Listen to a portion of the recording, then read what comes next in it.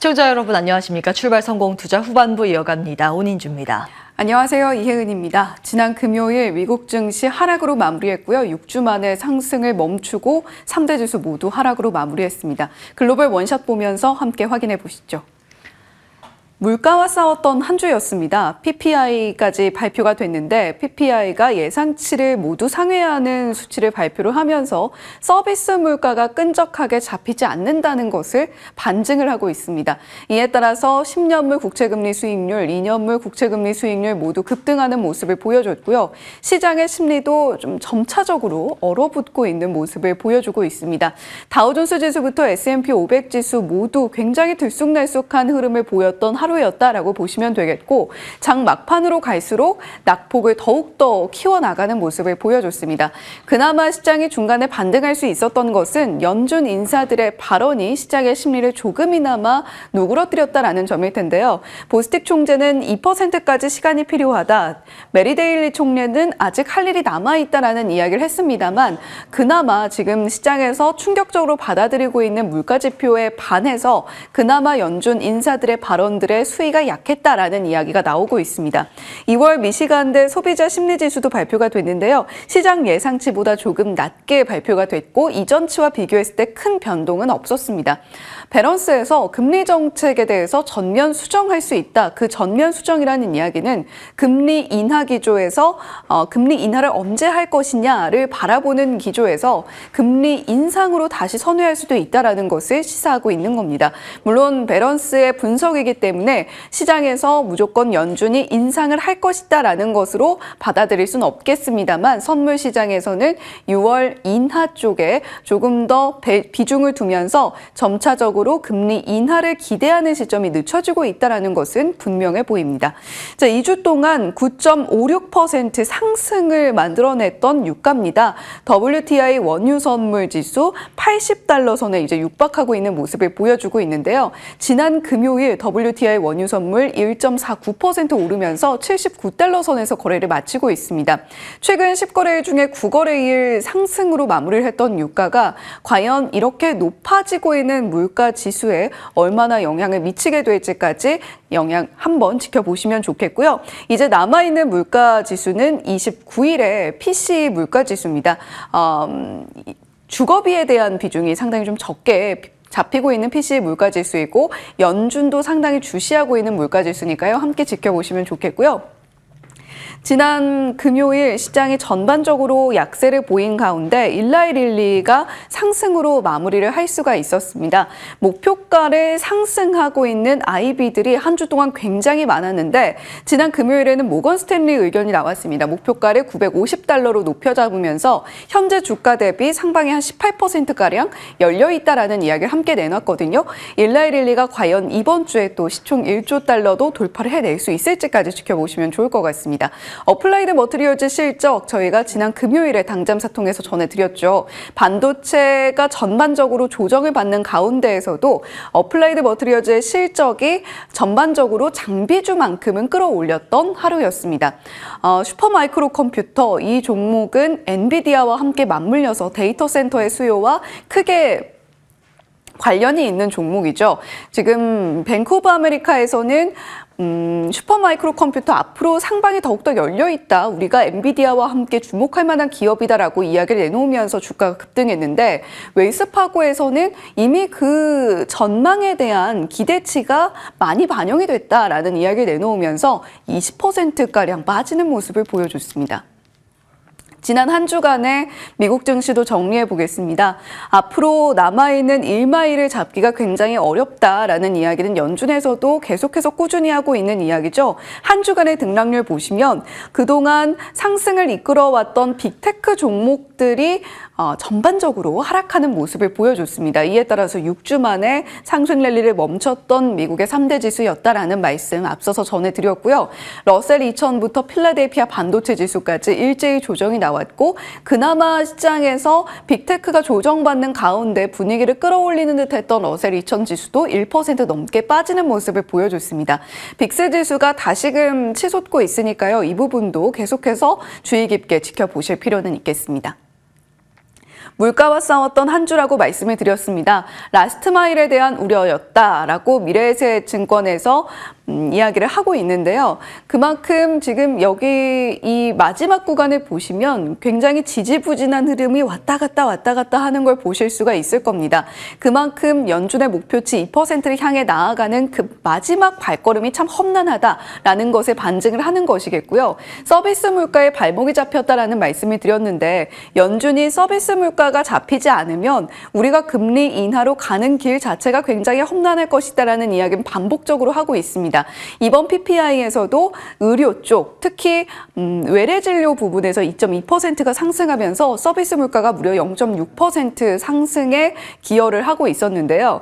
PCE 물가 지수가 또 함께 수정이 됐다라는 부분도 체크를 해보셔야 되겠습니다. PPI 그리고 앞서서 저희 CPI도 확인을 했었죠. 이 CPI와 PPI 발표 이후에 PCE 헤드라인은 2.4%, 근원 PCE는 2.8% 상향 조정이 됐다라는 점까지 체크해 보시고 29일에는 정확히 어떤 숫자가 발표가 될지까지도 지켜보시면 좋을 것 같습니다. 자, 그리고 오랫동안 춘절 연휴로 쉬어갔던 중국 증시가 오늘 컴백을 합니다.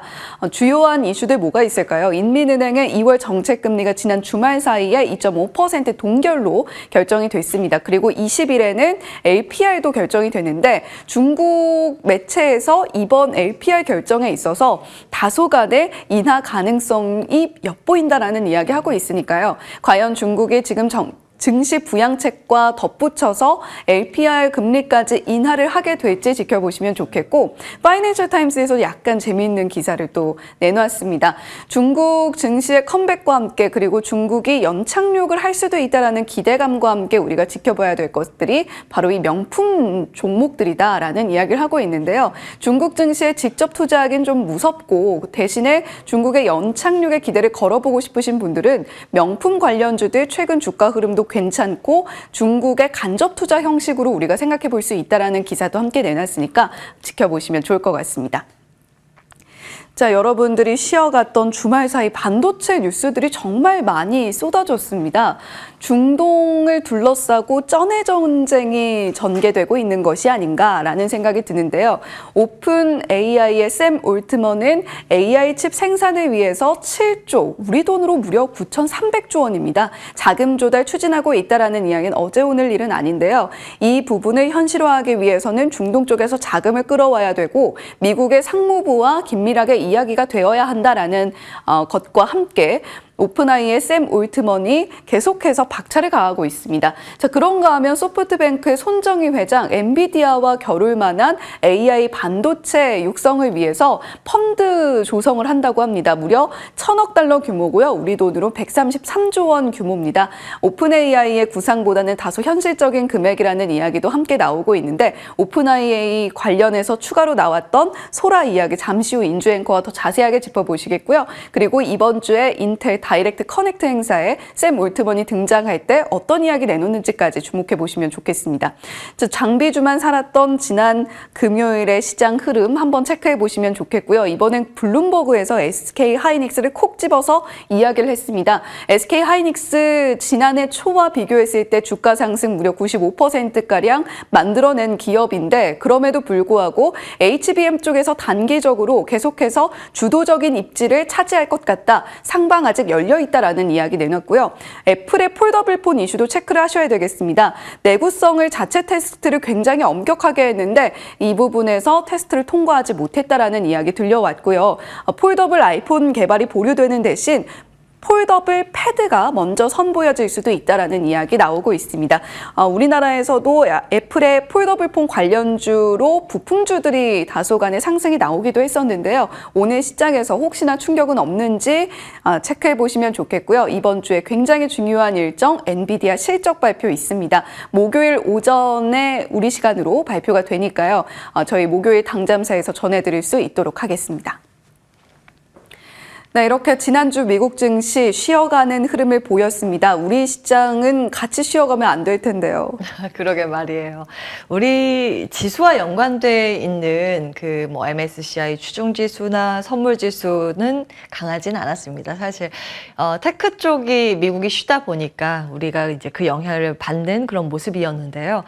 또 다른 움직임이 나올 수 있을까요? 우리나라는 정부 정책이라는 모멘텀이 요즘 새롭게 대두되고 있기 때문에 여러 가지 이제 요소들을 고민해 볼 점이 있습니다. 같이 체크해 보시죠. 전거래일에 우리 시장은 유가증권 시장 중심의 상승세가 연출됐습니다. 코스피가 1% 넘게 올랐는데 밸류업 프로그램에 대한 기대감이 자리하고 있기 때문입니다.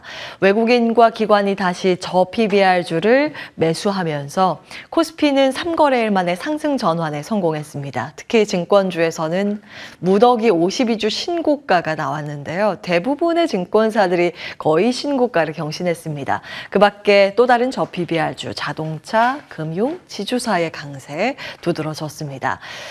그리고 2차 전지의 강세도 좀 반가웠죠. 저PBR과 2차 전지, 화학 섹터의 강세가 같이 나왔습니다. 일론 머스크의 추가 지분 확보 소식으로 인해서 현지 시간 목요일에 테슬라가 6% 넘는 급등을 하자 그와 이제 연동해서 움직였던 측면이 있는데 전거래일에는 좀 약하긴 했습니다. 오늘 추가적인 상승이 나오는지는 보셔야겠고요. 반도체 차익 실현 매물 출회가 조금 거세게 나오긴 했습니다. 그래서 전날에 미국에서 기술주 과열 우려의 영향을 받아갔는데 특히 우리나라 삼성전자 밸류체인단이 좋지 않았죠. 루머가 좀 돌고 있습니다. 삼성전자와 엔비디아의 불화설 있는 거 아니야? 정말 제대로 납품하고 있는 거 맞아? 라는 의구심 때문에 HPSP 등등의 특히 이제 삼전의 밸류체인들이 약했다라는 점은 참고해 보셔야겠습니다. 이번 주는 기술주 가장 중요한 일정은 엔비디아 실적 발표겠죠. 현지 시간으로는 21일 발표 예정이고 우리 시간으로는 22일 오전에 반영이 됩니다. 미국의 시가총액 3위까지 등극을 해 있기 때문에 사실은 기술주뿐만이 아니라 미 증시 전체의 영향력이 꽤 크게 올라가 있기 때문에 전 세계가 주목해서 보고 있습니다. 지금 기대감은 한껏 이렇게 높아져 있는 상황이죠. 분기 매출 그 작년 같은 기간보다 3배 이상 넘어설 거라고 전망을 합니다. 눈높이는 이렇게 올라갔는데 가이던스도 마찬가지입니다. 그런데 최근 한 1, 2년 사이에 엔비디아 실적 발표는 그 눈높이를 훨씬 더 뛰어넘는 서프라이즈가 나왔었기 때문에 충족 그 이상을 또 기대하는 그런 눈치입니다. 그래서 여기에 정말 시장이 원하는 만큼 나와주는지 여부에 따라서 위든 아래로든 변동성이 클 것이라는 게 시장의 변동성입니다. 그 중론입니다. 이 부분은 좀 중점을 두고 체크를 해보셔야겠고요. 밸류업 보겠습니다. 일정이 드디어 나왔습니다. 최상목 경제부총리 입에서 26일에 발표할 계획이라고 딱 일정이 나오자 외국인과 기관이 관련 기업들의 매수를 다시 한번 자극하는 그런 모습이었는데요. 지금 업계 안팎에서 보는 뼈대는 세제 혜택이라고 꼽히고 있습니다. 여러 가지 우리가 투자 아이디어를 연결해서 고민을 해볼 수 있겠지만 시장에서 미리 좀 반영된 측면도 있겠죠. 그래서 기업들이 만약에 발표된 내용 그대로 착실하게 진행을 할지 여부가 앞으로의 관전 포인트가 될 여지가 있습니다. 우리나라 같은 경우에는 상속 관련해서 작업 들어간 기업들이 많기 때문에 아마 여러 가지 셈법이 존재를 하게 될 겁니다. 조금 더 편안하게 볼 수 있는 쪽은 무엇인가? 한번 투자 아이디어를 연결해 보겠습니다. 이것을 이제 보자라는 관점이 아니라 확장해서 개념들을 발전시킬 수 있다. 이런 여러 가지 모멘텀 측면에서 생각을 해 볼 수 있다라는 측면으로 봐주시면 좋을 것 같습니다. 김동철 한전 사장이 회사 밸류업에 나설 건데 최대 3천만 원 한전 주식 매입 계획도 고려하고 있다라는 언급이 나왔는데요. 보시면 주주 현황 산업은행이 50% 이상 지분을 가지고 있죠. 조금 더 정부 정부 정책에 기민하게 반영을 할 수 있는 쪽이 아마 공기업이 될 가능성도 있을 겁니다. 그래서 코스피 상장 공기업들 쭉 정리를 해봤고요. 한전뿐만이 아니라 뭐 한국가스공사는 기재부의 지분이 40%, 45% 정도가 되는 걸로 기억을 하고 있고요. 지역난방공사는 산업통상자원부의 지분이 70%가 넘어가죠. 이들은 아무래도 이제 정부 정책이 나오게 되면 조금 더 발빠르게 대응을 할 수 있는 여지가 있지 않을까라는 관점에서 기입은 해봤습니다. 그런 참고 정도만 하시면 될 것 같고요. 코스피의 밸류에이션 계속 따져보셔야겠죠. 계속해서 PBR에 대한 기대감으로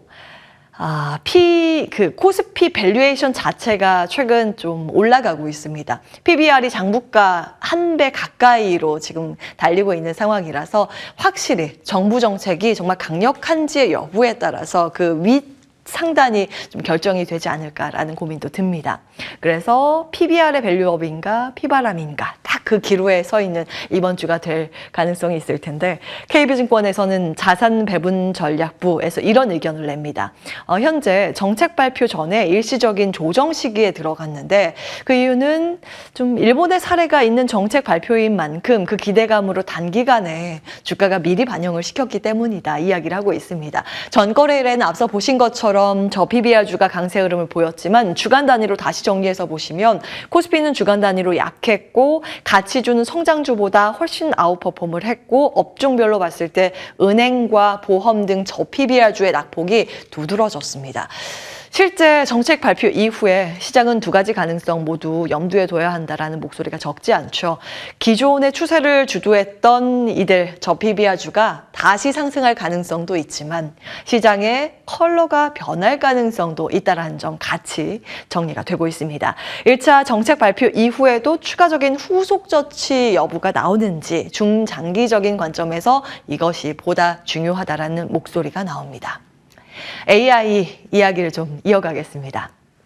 이제는 우리가 손쉽게 어떤 새로운 창작 영상문을 만들 수 있게 됐습니다. 텍스트를 입력하면 영상을 뚝딱 만들어내는 그런 소라라는 서비스가 오픈 AI에서 공개가 됐는데요.